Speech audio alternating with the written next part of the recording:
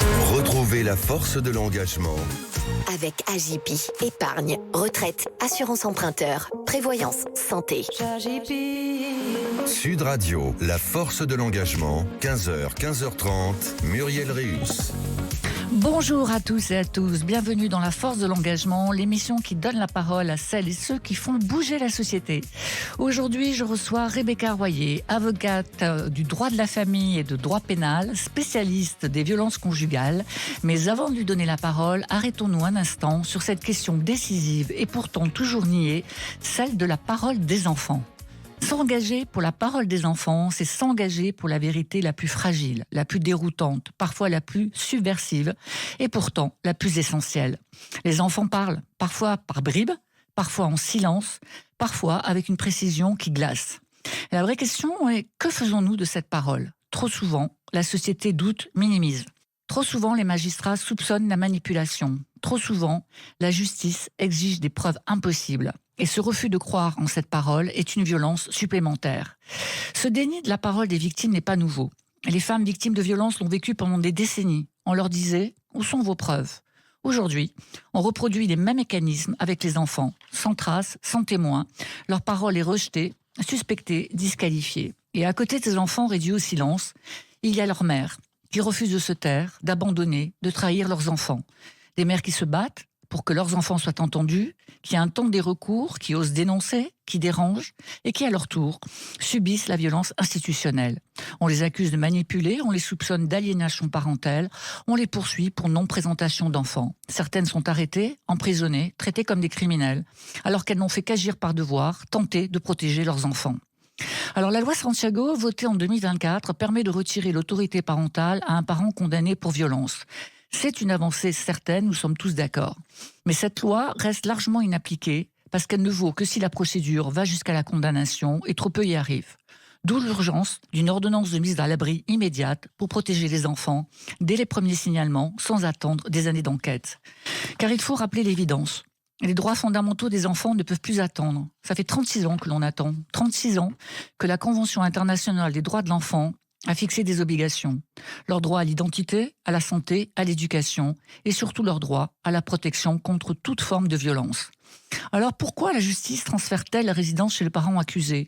Pourquoi accuse-t-on systématiquement les mères de manipulation ? Pourquoi contraindre ces mères à remettre leurs enfants à un agresseur présumé en attendant une enquête qui peut prendre des années ? Ces décisions, quand elles sont prises, transforment les institutions en complices de la violence. Et le coût du déni est immense, humain, social, économique et intime. Car ignorer la parole d'un enfant, c'est l'exposer à revivre la violence, c'est fabriquer des blessures d'adultes indélébiles. Alors me direz-vous, que faire ? Eh bien, évidemment, former tous les adultes qui croisent la route d'un enfant. Affirmer que la présomption d'innocence n'autorise jamais à prendre le risque d'un nouveau drame et surtout mettre en œuvre l'ordonnance de sûreté de l'enfant promise par le ministre de la Justice. S'engager pour la parole des enfants, c'est prendre des décisions politiques et des décisions de justice qui s'imposent avec courage. C'est accepter de remettre en cause la structure patriarcale de la famille. C'est admettre que la famille n'est pas une cellule de protection absolue. C'est respecter ces mères protectrices. Elles défendent leurs enfants, elles défendent l'idée même de justice. Sud Radio, la force de l'engagement, Muriel Réus. Sud Radio, parlons vrai. Aujourd'hui, dans La Force de l'Engagement, nous donnons la parole à celles qu'on appelle les mères protectrices par la voix de leur avocate. Elles ont tenté de protéger leurs enfants après des révélations de violences sexuelles ou physiques. Elles ont porté plainte. Au lieu d'être soutenues, elles se sont souvent retrouvées sanctionnées. Certaines ont vu leurs enfants placés dans des foyers, d'autres ont perdu l'exercice conjoint de l'autorité parentale. Ces femmes dénoncent une violence institutionnelle, celle des décisions judiciaires qui maintient le lien du parent avec le parent accusé plutôt que la sécurité de l'enfant. À leur côté, des avocates qui alertent sur les failles du système. Aujourd'hui, Rebecca Royer avec nous. Rebecca, vous êtes avocate, vous exercez exclusivement en droit de la famille, des mineurs et en droit pénal. Vous accompagnez de très nombreuses mères confrontées à la justice lorsqu'elles veulent protéger leurs enfants. Alors pour éclairer nos auditeurs, est-ce que vous pouvez juste, en quelques termes, expliquer les rôles respectifs du juge aux affaires familiales, du juge des enfants et du juge pénal ? Bonjour Muriel Réus. Oui, je suis avocate en droit de la famille, en droit pénal, comme vous l'avez dit. Et donc, dans ce type de matière, on est confronté à 3 magistrats. Le juge aux affaires familiales, qui est le juge qui a trait au conflit entre les parents, qui s'occupe d'organiser, si vous voulez, l'exercice de l'autorité parentale entre les parents. Vous avez ensuite le juge des enfants qui, lui, est saisi dès qu'il y a un élément de danger pour l'enfant, dans son développement, dans sa sécurité, dans son éducation. Tout élément de danger de l'enfant va se traiter devant le juge des enfants. Et ensuite, vous avez le juge pénal, qui est le magistrat qui s'occupe de tout ce qui a trait aux délits et aux crimes dans la cellule familiale ou ailleurs. Donc, le juge pénal a évidemment connaissance de tous les délits de violence intrafamiliaux.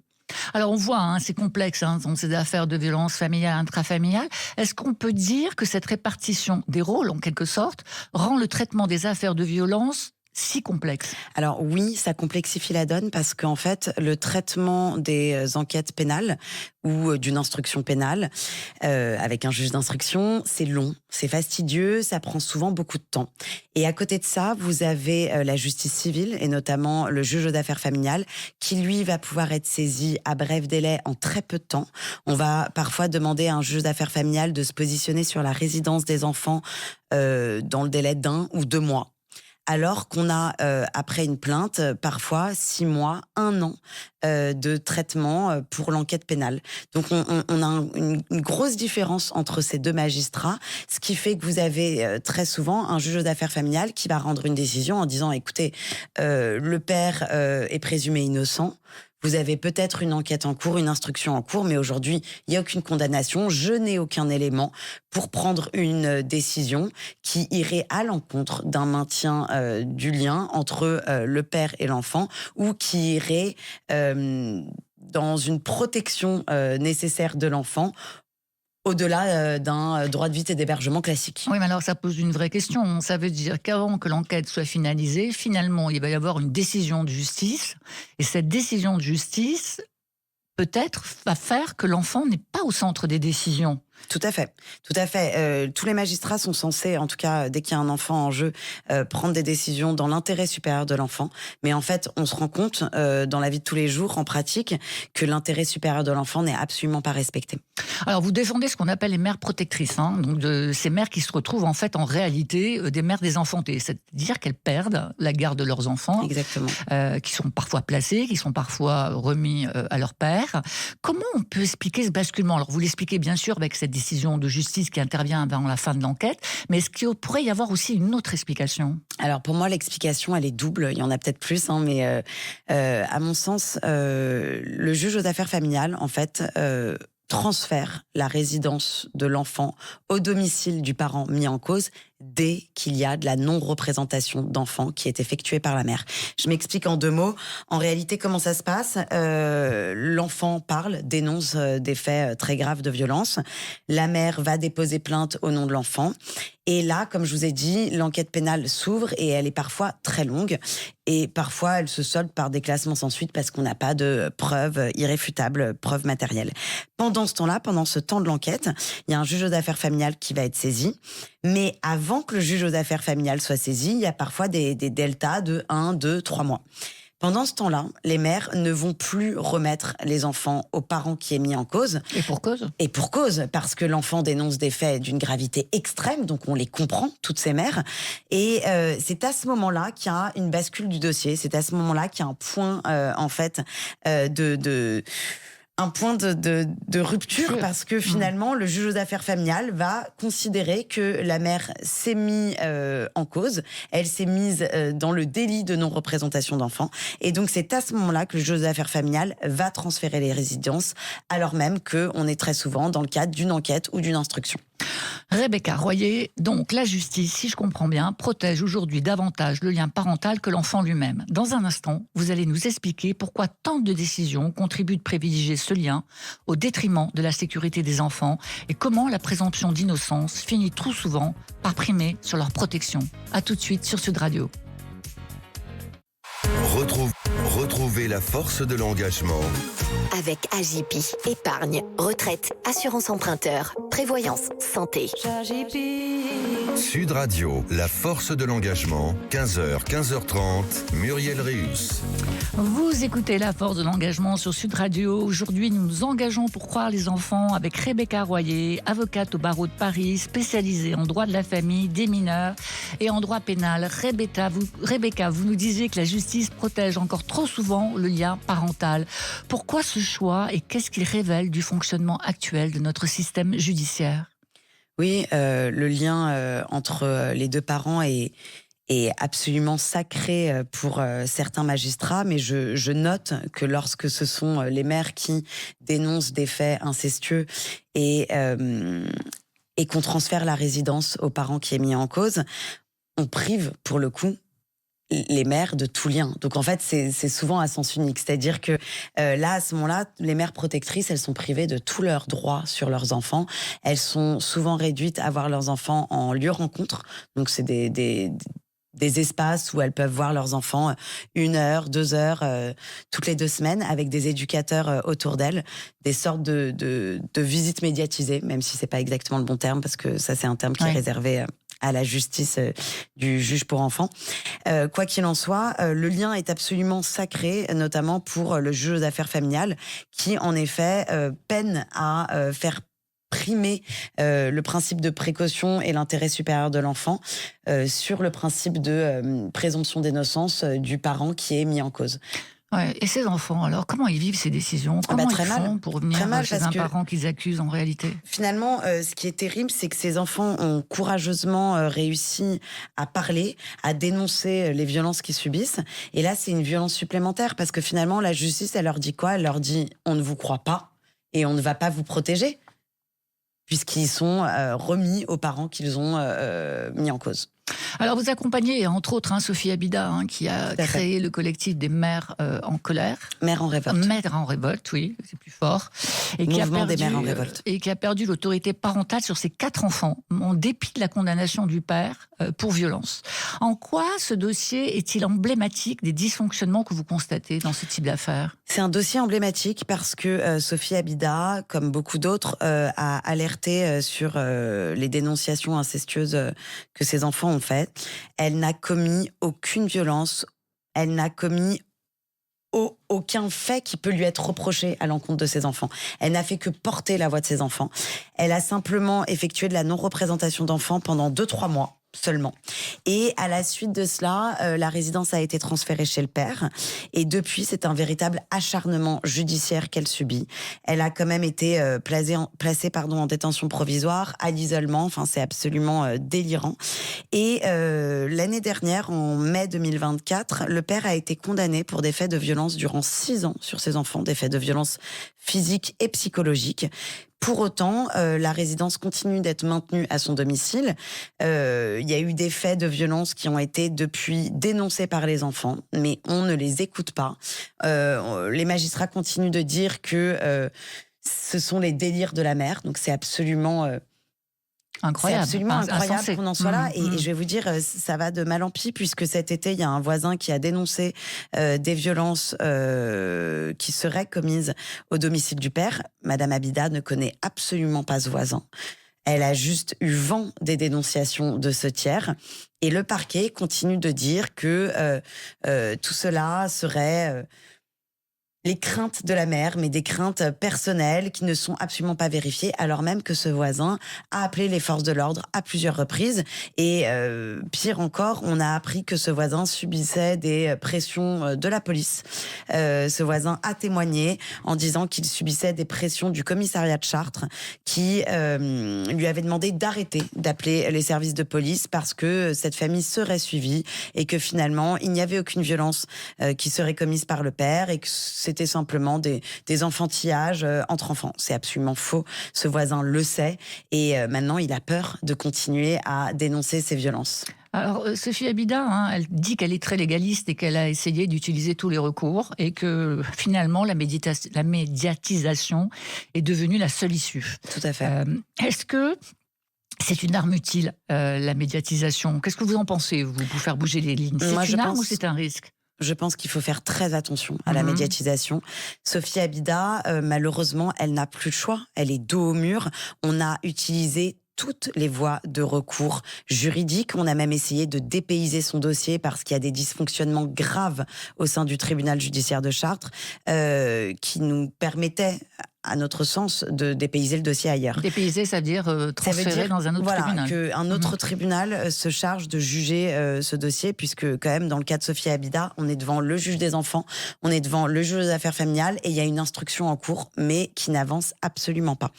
Dans le cas de Sophie Abida, c'est absolument fondamental de médiatiser, parce qu'elle a plus d'autre choix, qu'on lui a retiré cet été l'exercice conjoint de l'autorité parentale, et que la juge des affaires familiales estime qu'elle ne doit plus voir ses enfants. Alors, encore une fois, que rien ne peut lui être reproché. C'est-à-dire que, au contraire, il y a beaucoup d'éducateurs qui sont intervenus dans son dossier, qui considèrent que c'est une bonne mère, une mère aimante, qui n'ont rien à lui reprocher, si ce n'est la médiatisation. Donc, dans le cas de Sophie Abida, c'est absolument nécessaire, mais on peut aussi constater que la médiatisation lui est reprochée depuis le début. Et c'est ça, si vous voulez, ce qui m'alerte. Ça en fait un point crucial ou pas ? C'est absolument délirant que ça lui soit reproché, parce qu'il y a quand même une liberté d'expression, d'autant plus en France, qui est... Et qu'aujourd'hui, le père est condamné, donc on ne peut pas parler de présomption d'innocence. Et aujourd'hui, c'est la seule chose qu'on lui reproche, c'est justement cette liberté d'expression-là. Donc non, je pense qu'il faut faire très attention avant de médiatiser son affaire. Il faut le faire en accord avec son avocat ou son avocate. Il faut le faire par des journalistes. Il faut que ce soit vraiment... qui ont l'habitude de traiter ce genre d'affaires. Tout à fait. Il faut que ce soit encadré, et il faut il faut pas se lancer dans la médiatisation sans connaître les conséquences que cela entoure. Alors, beaucoup de mères et parfois des pères nous écoutent en ce moment même. Quand on a préparé cette conversation, vous m'avez alerté sur les plaintes. Qu'est-ce qu'on peut dire sur les plaintes ? À quel moment il faut déposer plainte ? Pourquoi c'est si important que ces plaintes soient construites, étayées par des preuves ? Alors oui, malheureusement, c'est difficile d'avoir à dire ça en tant que pénaliste, mais c'est vrai que je conseille à tous les auditeurs de ne pas immédiatement déposer plainte dès que les enfants dénoncent des faits d'agression sexuelle incestueuse. Parce que malheureusement, on se rend compte que dès qu'une plainte est déposée par la mère, elle va ensuite être prise à son encontre, et il va y avoir une sorte d'inversion de culpabilité. Et on va, dans quasiment, dans la totalité des dossiers que j'ai eu à traiter, on va accuser la mère de manipulation, d'aliénation parentale. Donc, pour moi, la précaution est la suivante. Il faut déjà, de prime abord, immédiatement prendre attache avec un avocat ou une avocate aguerrie à ce type de procédure, qui sait que ça peut être dangereux de déposer plainte immédiatement. Il faut parfois prendre le temps de se poser, de voir ce qu'on a dans le dossier, de voir quelles ont été les paroles des enfants, parce que dans certains dossiers où j'ai freiné le dépôt de plainte et où l'enfant a finalement parlé à l'école, auprès d'un psychologue ou à d'autres personnes, je me suis rendu compte que la procédure, elle pouvait être engagée par le biais, en fait, avec des informations préoccupantes, des signalements, on sait tout ça, que ça peut être engagé par d'autres biais que la mère ou que le parent protecteur, parce qu'il y a aussi des pères protecteurs, même s'ils sont beaucoup moins nombreux, mais il y en a. Et donc, à ce moment-là, ça permet d'éviter, finalement, qu'il y ait cette inversion de culpabilité, ou en tout cas, ça permet de se prémunir de certains écueils, comme la manipulation ou les accusations de manipulation. Et que pensez-vous de l'annonce récente de l'ordonnance de sûreté de l'enfant, annoncée par le ministre de la Justice ? Une décision qui, en 48 heures, peut être déclenchée par le procureur pour éviter, justement, qu'un enfant soit renvoyé chez son agresseur présumé. Est-ce que c'est une réelle avancée décisive, ça ? Pour moi, elle est fondamentale, mais il faut voir comment elle va être mise en œuvre, parce que, comme vous l'avez dit en introduction, la loi Santiago est une avancée énorme et fondamentale également, mais elle est très peu mise en pratique. Donc, à voir comment cette ordonnance de sûreté de l'enfant va pouvoir être mise en pratique. Mais aujourd'hui, c'est ce qui nous manque. Vraiment, dans l'arsenal juridique, judiciaire, on a besoin de cette ordonnance de sûreté de l'enfant, parce qu'aujourd'hui, lorsqu'un enfant dénonce des faits d'agression sexuelle incestueux, on a aucun moyen pour le protéger immédiatement, si ce n'est la non-représentation d'enfants. Et on sait aujourd'hui que la non-représentation d'enfants aboutit à des décisions absolument délirantes et qui vont à l'encontre de l'intérêt supérieur de l'enfant. Eh bien, merci beaucoup Rebecca Royer. Vraiment, on se demande pourquoi c'est si difficile encore de croire les enfants, alors même que l'on sait que plus de 160 000 d'entre eux sont victimes de violences chaque année. Vraiment, qu'est-ce que ce déni dit de nous, de notre justice, de notre société? Votre combat rappelle une évidence, Rebecca. Croire les enfants, c'est pas une option, c'est une obligation de justice. C'est aussi une exigence morale. La force de l'engagement, c'est chaque dimanche à 15h sur Sud Radio et en podcast sur sudradio.fr. Je vous retrouve dimanche prochain pour une nouvelle rencontre avec celles et ceux qui font bouger la société. Et tout de suite, je vous laisse en compagnie d'Anthony Martin-Smith pour Faut que ça change. C'était la force de l'engagement. Avec AJP, épargne, retraite, assurance emprunteur, prévoyance, santé. AJP.